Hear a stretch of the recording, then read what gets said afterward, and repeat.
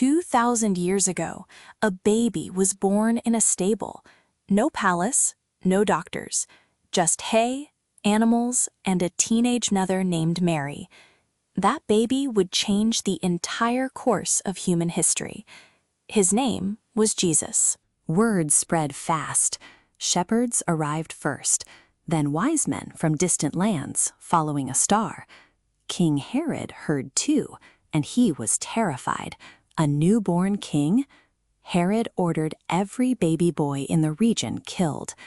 Mary and Joseph fled to Egypt in the middle of the night, carrying their son in the dark.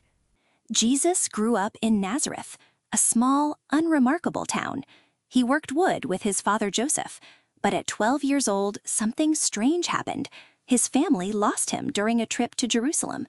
3 days later, they found him in the temple, debating scripture with the top religious scholars in the country.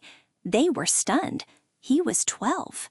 At 30, Jesus was baptized in the Jordan River, and his public life began. He walked from village to village, teaching in parables, stories about farmers, lost coins, forgiving fathers. People who had never been to school understood him.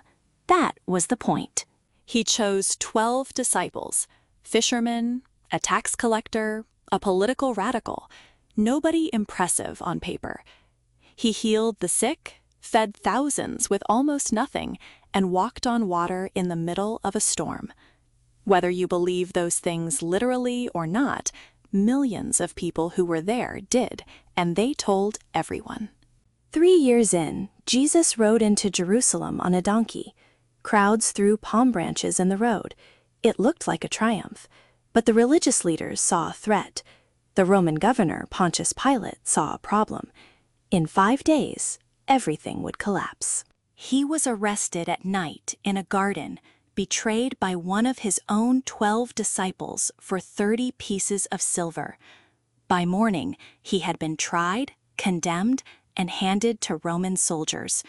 He was crucified on a hill called Golgotha. He was 33 years old. 3 days later, his tomb was empty. His disciples, the same ones who had fled in fear, suddenly became fearless.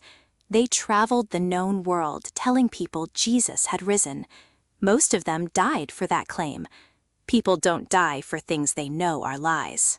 Today, 2 billion people call themselves followers of Jesus. That's roughly 1 in 4 humans alive right now. A carpenter from a town most people had never heard of, with no army, no throne, no empire, became the most influential person in all of recorded history. That's the story. If history is your thing, subscribe and like it. I would appreciate it.